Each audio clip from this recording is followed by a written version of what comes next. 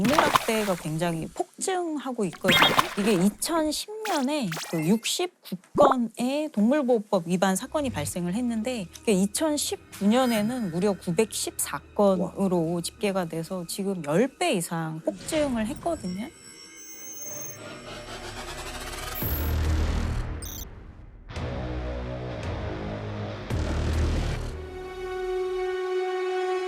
차량에 개를 매달고 시속 60km가 넘는 속도로 달려 죽게 한 잔혹하게 살해된 고양이 사체가 잇따라 발견이 됐습니다.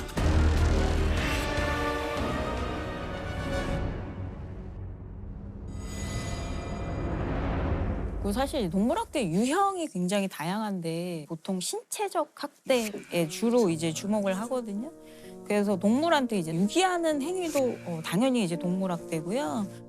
굶주림이나 질병에 대해서 방치하는 이런 행동도 이제 동물학대에 포함이 돼요. 그리고 호딩이라고 이제 많이 들어보셨을 텐데 그러니까 과도하게 많은 동물을 키우면서 거기에 대해서 이제 최소한의 어떤 의무나 책임을 다하지 않는 이런 호딩도 그 동물학대에 포함이 됩니다.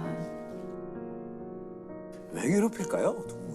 동물 학대의 동기로 이제 굉장히 여러 가지가 있는데요. 본인들의 어떤 스트레스나 좌절감이나 이러한 것들을 말을 못하고 저항하지 못하는 이제 동물들에게 해소를 하는 이런 동기도 많이 보고가 되고 있고요. 그리고 이제 동물을 훈육시키거나 행동을 이제 교정한다는 목적으로 동물을 학대하는 이런 동기도 보고가 되고 있고요. 특정 사람한테 이제 보복을 하고자 하는데 그 사람이 키우거나 이제 아끼는 동물을 대상으로 보복 행위를 하는 이런 예들도 보고가 되고 있습니다. 이게 뉴스에 보면은 잔혹성이 굉장히 세요. 네, 국내에서 굉장히 사실 잔혹한 사례들이 전국 곳곳에서 많이 보고가 되고 있거든요. 그러니까 잔혹할 뿐만이 아니고 동물학대가 굉장히 계획적이고 치밀한 사건들이 많아서 부산에서 그 아파트 단지에서 알 수 없는 그 가루약을 탄 먹이를 준비를 해서 그거를 이제 고양이들한테 먹이고 결국은 이제 그 고양이가 나중에 그 사체로 발견이 됐거든요.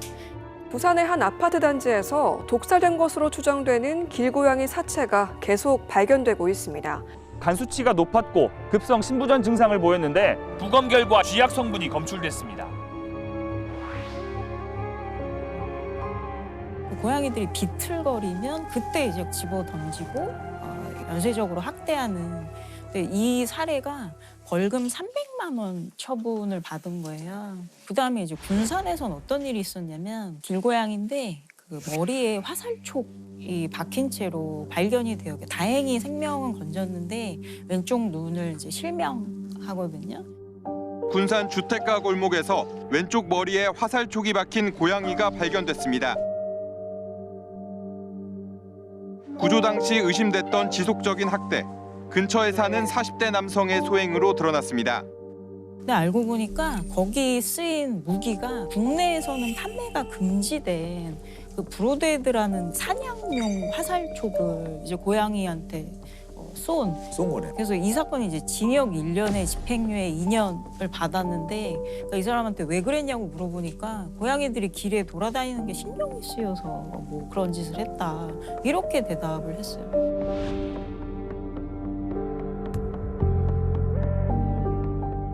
처벌이 사실은 솜방망이 수준이다 그런 지적이 많아요. 동물이 옛날에는 이 동물보호법 생기기 전에는 재물손괴죄였어요. 동물을 아무리 뭐 이렇게 때려서 뭐 죽으면 30만 원 상당의 재물에 손괴하겠다. 손해를 네, 끼친 거네요. 손괴하겠다. 근데 그게 재물은 아니잖아요. 그래서 이제 91년도에 동물보호법이 처음 생겼거든요. 최대 처벌이 벌금 20만 원이었고 그리고 이제 그 2008년에 많이 바뀌었어요. 2008년에 그게 벌금이 이제 한 500만 원까지 가고 그리고 동물학대 규정을 예전에는 타인에게 혐오감을 주면서 죽이는 게 문제됐어요. 그거는 잘 보세요. 누구 기준이세요?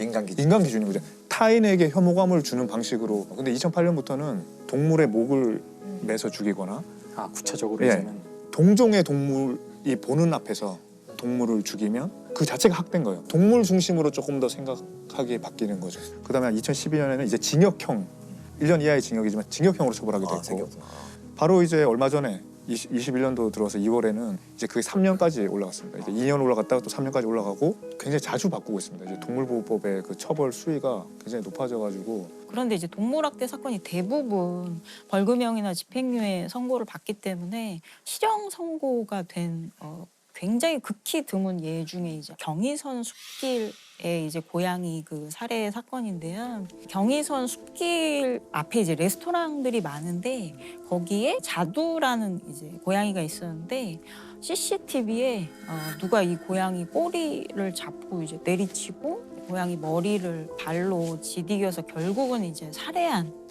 이런 사건이 있었는데 한 남성이 화분에 누워있는 고양이를 향해 손가락질합니다. 고양이가 자리를 떠나려 하자 이 남성은 재빨리 뒷다리를 잡아챈 뒤 고양이를 수차례 패대기 치고 짓밟아 살해했습니다.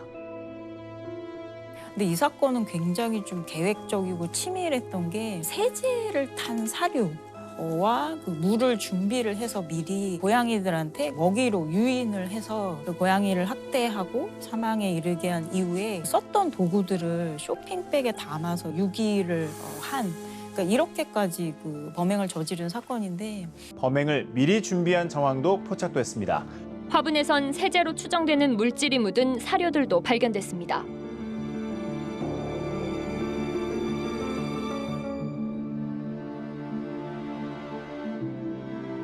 이 사건은 징역 6개월의 실형 선고를 받았어요. 그런 어떤 동물에 대한 혐오나 그런 어떤 잔혹성이 약자, 어린이나 뭐 여자, 사람으로 노인, 옮겨가는 거죠. 사람으로 옮겨갈 가능성이 너무 많을 것 같아요.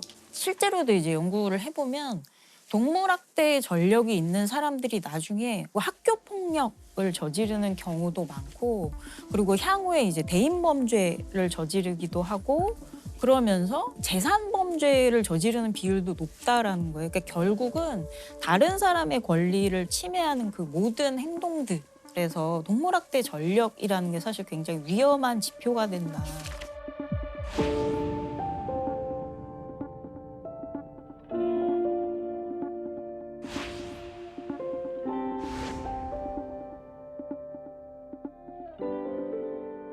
그래서 이제 미국 FBI에서 그런 위험성이 크기 때문에 그 동물학대에 대해서 사실 연구를 하는데 여러 가지 동물학대의 동기들 중에서도 특히 재미로 동물학대를 한다는 사람들에게서 대인범죄와의 연관성이 굉장히 높은 것으로 드러났어요. 이제 연쇄살인범들 같은 경우에 동물을 학대했다라는 이야기들이 이제 보고가 되고 있거든요. 예를 들어서 유영철 같은 경우에는 과거에 동물을 상대로 어떤 살인 연습을 했다.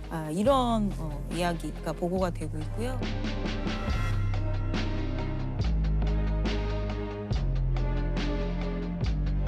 그리고 강호순 같은 경우도 개들을 굉장히 이제 잔혹하게 학대를 했는데 겨울에 이제 얼려서 죽이거나 이제 굶겨서 수십 마리를 이렇게 학대한.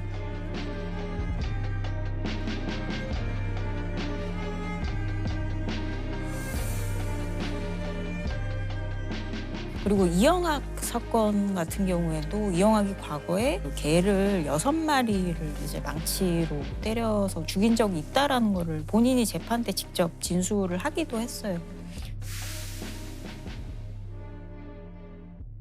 동물이나 약자에 대해서 폭력을 저지르고 죄책감을 느끼지 않는 이런 특성들이 결국은 동물학대든 대인범죄든 그 핵심이라는 거죠. 최악인 것 같아요. 근데 이게 사실 굉장히 심각한데 지금 말씀드린 사건들은 사실 범인이 다 잡혔는데 아직까지 범인이 잡히지 않은 고양이 연쇄 살해 사건이 국내 어떤 한 대학 캠퍼스 안에서 일어났거든요.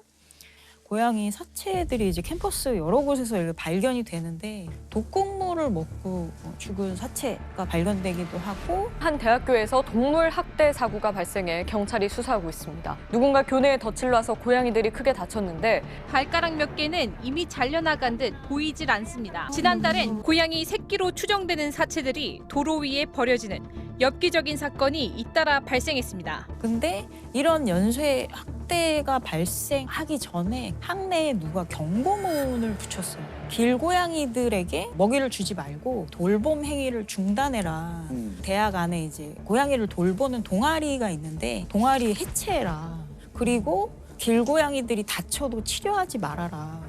내가 말하는 요구사항을 이행하지 않으면 그 피해는 고스란히 고양이들에게 돌아갈 것이다. 라고 이 경고문 안에 그러고 나서 이제 고양이들이 연쇄적으로 그 살해되는. 하지만 사건 이후 경찰 수사가 재개됐음에도 범인은 잡히지 않고 있는데요. 그러는 사이 더 잔혹하게 살해된 고양이들이 연달아 발견되고 있습니다. 더욱이 이번엔 대학 캠퍼스와 떨어진 시내에서도 고양이 시신을 전시한 사건이 일어났습니다. 저런 장소에서 사람이 다치거나 죽어도 모른다는 거잖아요. 그래서 여기를 다니는 학생으로서 좀 무서웠어요. 연쇄적으로 이런 사건들이 발생을 하는데 지금 아직까지 범인이 잡히지 않았어요. 최근에 청소년 동물학대가 꽤 많았던 것 같아요. 아이들 좀 많이 사례가 보고가 되고 있어서 굉장히 좀 우려가 돼요. 최근에 이제 어떤 일이 있었냐면 동물판 엠번방이라는 고어 전문방이 드러나서 지금 사법 절차가 진행 중인데 검은색 고양이가 좁은 철망 안에서 몸부림을 칩니다. 누군가가 철망을 발로 차더니 괴로워하는 고양이를 보며 웃고 즐거워합니다. 이 영상은 SNS 단체 대화방에서 공유됐습니다. 온라인상에서는 이 단체 대화방이 성착취물을 만들고 유포했던 엠번방의 동물판이라는 지적까지 제기됐습니다. 총 3명이 지금 검찰에 송치돼서 사법 절차가 지금 진행 중인데 이 3명 중에 1명이 미성년자이고 이 채팅방에 참여한 사람들이 대부분이 중고생이래요. 근데 이제 이 사람들이 나눴던 사진이나 영상도 끔찍하지만 거기 이제 나눴던 대화 중에 무언가 죽일 만한 게 나타났으면 좋겠다. 이런 식의 이제 채팅을 나누기도 하고 처벌 안 받을 걸 아니까 더 짜릿해지네요. 이런 내용들이 포함이 됐어요. 학생들의 동물 학대에 대해서도 저희가 좀 더 관심을 기울여야 될 것 같습니다. 그러니까 모든 건 다 가르쳐줘야 되는데요. 우리가 조금 조심해야 되는 거는요. 되게 이제 부모님들이 아이가 동물 이렇게 약간 괴롭히는 거 보면 이제 깜짝 놀라서 도덕적이고 윤리적으로 굉장히 이제 나쁜 아이라고 해버린단 말이죠. 그러면 이제 어떤 아이는 그걸 통해 또 배우는 아이도 물론 있고요. 어떤 아이는 거기에 이제 굉장히 반발심을 갖게 되죠. 뭐 사실 아이들은 많은 생각을 하게 도와줘야 돼요. 이 동물은 어떤 느낌일까? 어떤 생각을 할까? 어떻게 아플까? 아이하고 얘기를 많이 나눠봐야 될 것 같아요. 그리고 동물을 학대하는 아이들 중에 일부는 이제 가정 내에 굉장히 그 폭력이라든가 이런 것들이 있을 수도 있거든요. 그럼 이제 아이들이 어릴 때부터 물리적 힘에 의한 두려움을 경험하는 것이 굉장히 나쁜 거거든요. 아이한테 옳은 개념을 가르쳐준다고 다시 소리를 지르고 무서운 얼굴 표정을 하는 거는 어떻게 보면 악순환이 계속 반복되는 거기 때문에 굉장히 생각을 많이 나눠봐야 되거든요.